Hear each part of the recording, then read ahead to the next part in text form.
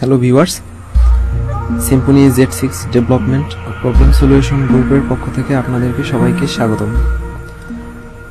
আজকে আমরা আপনাদেরকে সিম্ফনি Z6 এর আনবক্সিং, ক্যামেরা পারফরম্যান্স ও অন্যান্য ফিচার্স সম্পর্কে দেখাবো। Let's see the devices. এই হচ্ছে আমাদের সিম্ফনি Z6 ডিভাইস। এরপরে আমরা পাচ্ছি একটি প্রিমিয়াম কোয়ালিটির ফ্লিপ কভার ও একটি ব্যাক কভার। এরপরে রয়েছে ট্রাভেল চার্জার, পরে রয়েছে USB ডাটা কেবল। এরপরে আমরা পাচ্ছি একটি প্রিমিয়াম কোয়ালিটির হেডফোন। এরপরে পাচ্ছি আমরা, যেহেতু ফোনটি OTG সাপোর্টেড, তাই একটি OTG কেবল। এরপরে আমাদের হাতে আসতেছে সিম্ফনি Z6 এর একটি ইউজার ম্যানুয়াল।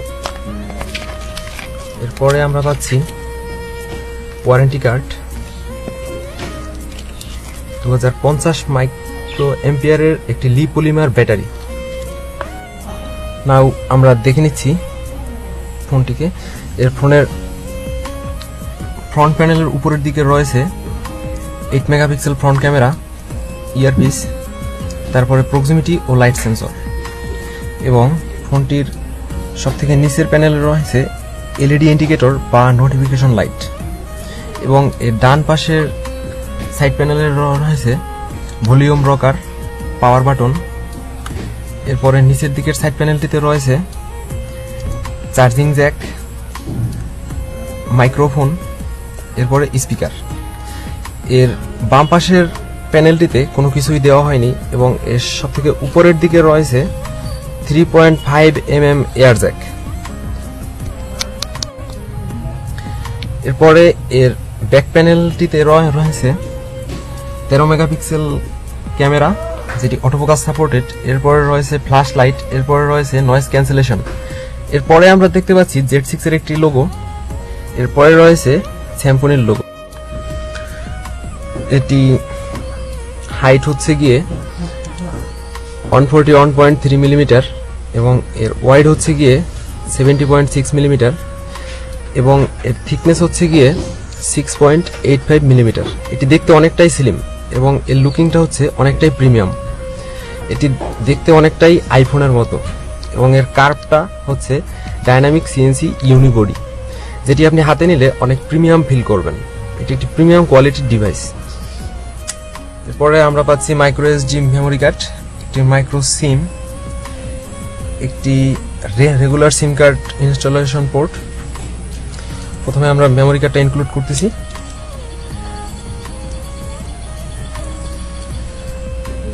এরপরে আমরা মাইক্রো সিমটা ভরতেছি এর ভিতরে।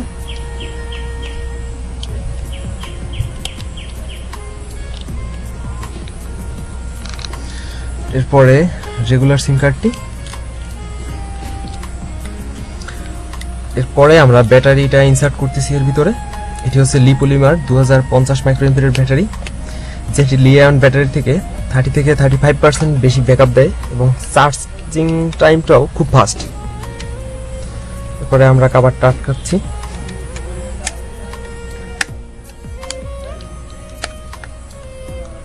করতেছি।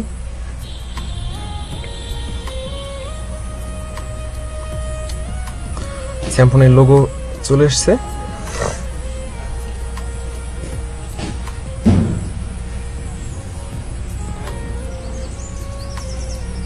একটা জিনিস গাইস, আপনারা দেখতে পাচ্ছেন এর বুট লোগোটি একটু অন্যরকমের। বুট অ্যানিমেশনটাই হালকা পরিমাণে কিছু একটা চেঞ্জ আসছে এবং এর সাউন্ডটাতেও।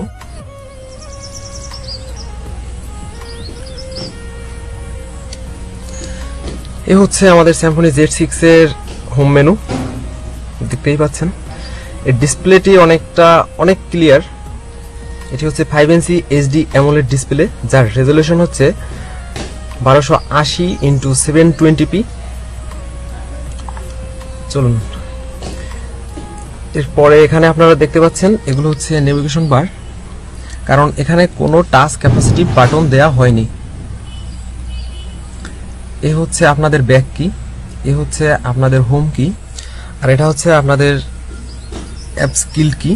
যেমন দেখতে পাচ্ছেন আপনার রানিং অ্যাপসগুলো এখানে চলে আসছে। এরপর আপনি একটা একটা রিমুভ করতে পারবেন, বা এই ডিলিট আইকনটিতে ক্লিক করলেও সবগুলো রিমুভ হয়ে যাবে। আপনি ইচ্ছে করলে এখানে নোটিফিকেশনের এই ব্যাক কিটা এই পাশে আনতে পারবেন, হোম কিটা এই পাশে আনতে পারবেন। যে পরে এটা ডিভাইস এটা নিয়ে আমরা আলোচনা করছি। এই হচ্ছে আপনাদের অ্যাপ ড্রয়ার। অ্যাপ ড্রয়ারে ক্লিক করার পরে দেখতেই পাচ্ছেন আপনাদের অ্যাপসগুলো। এখানে কিছু ইনক্লুডেড অ্যাপস আছে। এর ডিসপ্লের টাচ ক্যাপাসিটি খুবই ভালো এবং দেখতেই পাচ্ছেন এতে কোনো ল্যাগ নেই। এর টাচ রেসপন্স অনেকটাই স্মুথ এবং অনেক ক্লিয়ার।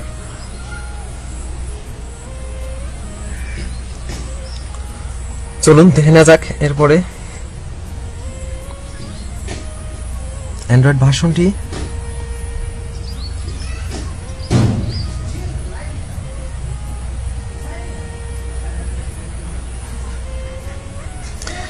স্যামসং Z6 ফোনটি রানিং হয়েছে ওএস অ্যান্ড্রয়েড 4.4.2 মানে কিটক্যাট।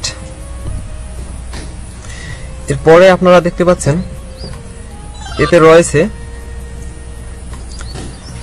সিপিইউ হিসেবে 1.4 GHz এর কর্টেক্স A7 অক্টাকোর প্রসেসর এবং এর জিপিইউ হিসেবে রয়েছে ARM Mali 450 MP4 জিপিইউ এবং এতে রয়েছে 2GB RAM এবং 16GB ইন্টারনাল মেমোরি বা রম, যার অ্যাভেলেবল বা ফ্রি পাবেন আপনি ইউজেজের জন্য 12GB, যার ভিতরে আপনি খুব ভালোভাবেই অ্যাপস এবং আরও অন্যান্য সফটওয়্যার ইনস্টল করে বা গেম খেলতে পারবেন, যেগুলো ফোন মেমোরিতে রেখেই আপনি ইউজ করতে পারবেন, যাতে কোনো এসডি কার্ডের প্রয়োজন নেই। এরপরে আমরা সেটিংসের কোনো পরিবর্তন পাচ্ছি না, তবে সেটিংসের আইকনগুলোর অল্প কিছু পরিবর্তন চলে এসেছে। এখানে রয়েছে ওয়াইফাই, ব্লুটুথ, যেগুলো নর্মাল যেসব ডিভাইসে থাকে। এরপর রয়েছে মাল্টিগেটসার, যেগুলো আপনি মাল্টিগেটসার এনাবল করে ইউজ করতে পারবেন। এরপর রয়েছে নেভিগেশন বার, মানে এটা আপনি এখান থেকে হাইড করেও নিতে পারবেন বা হাইড অপশনটা অফও করে দিতে পারবেন। এখানে ইউজ করলে হাইড করতে পারবেন, আর যদি হাইড হয়ে যায় তারপরে এখান থেকে সোয়াইপ করলে আবার সেটি বের হয়ে আসবে। আপনারা নেভিগেশন বারটাকে যেমন ব্যাক বাটনটাকে এপাশেও নিয়ে আসতে পারেন, যেমন এখানে দিলে এটি চেঞ্জ হয়ে যায়। যদি আপনি হাইডিং অপশনটা না চান তাহলে আপনি এখান থেকে টিক চিহ্নটা তুলে দিতে পারেন। এরপরে রয়েছে কুইক লক স্ক্রিন। যদি আমি এটাকে এনাবেল করে দিই তাহলে এটি ডাবল ট্যাপে স্লিপ হয়ে যাবে, মানে ডাবল ট্যাপ স্লিপ, কিন্তু এখানে কোনো ডাবল ট্যাপ অ্যাওয়াক অপশন দেওয়া হয়নি।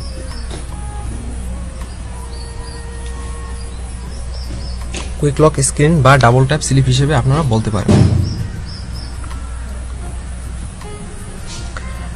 এরপরে রয়েছে ডিসপ্লে, থিম, স্টোরেজ, তারপরে রয়েছে ব্যাটারি, তারপরে পাবেন আপনারা অ্যাপস, যেখানে দেখতেই পাচ্ছেন 13GB ফ্রি রয়েছে, তারপরে রানিং অ্যাপস, তারপরে টোটাল অ্যাপস, তারপরে আপনার ডিসেবল করা অ্যাপগুলি, এই তো। তারপরে language input, backup and reset button, accessibility. এখানে বেশ কিছু অপশন আছে আপনাদের জন্য, যেগুলো ইউজ করার জন্য গুগল অ্যাকাউন্ট চাচ্ছে। এর সব থেকে মজার বিষয় হচ্ছে এটি মাল্টিটাচ 10 ফিঙ্গার সাপোর্ট করে, যা আপনার গেমিং এর ক্ষেত্রে অনেক হেল্প হবে।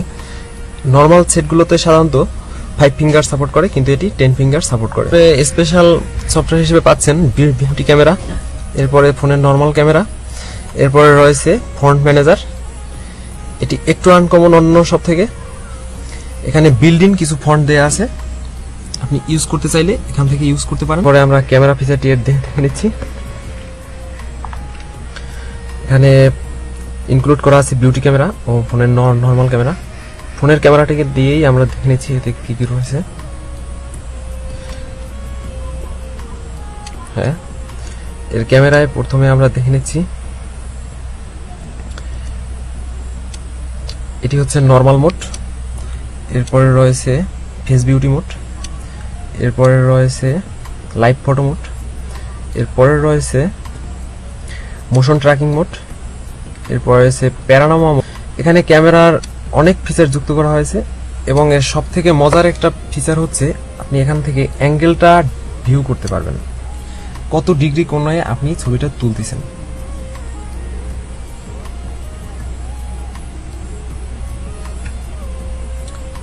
এরপরে অটোফোকাস সিলেক্ট করে আপনি ছবি তুলতে পারবেন। যেমন আমরা এখানে একটা ছবি তুলছি।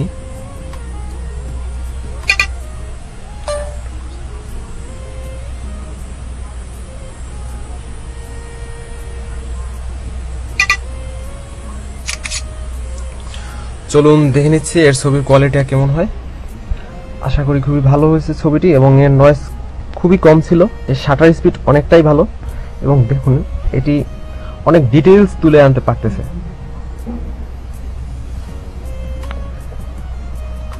এরপরে দেখেন এখানে রয়েছে গেস্টার ক্যাপচার, মানে 2 ফিঙ্গার সাপোর্টেড। এরপরে রয়েছে এখানে ফ্ল্যাশ, এর ফ্ল্যাশ কোয়ালিটিটা অনেক ভালো। এরপরে রয়েছে ফ্রন্ট ক্যামেরা। ফ্রন্ট ক্যামেরা হচ্ছে 8 MP। এখানে রয়েছে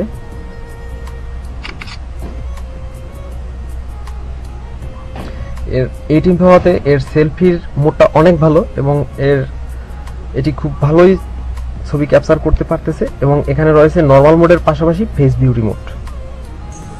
এখানে অপশনের ভিতরে রয়েছে বিভিন্ন ধরনের মোড সিলেক্টেড অপশন, এরপরে রয়েছে ক্যামেরা অপশন, এরপরে রয়েছে ভিডিও অপশন।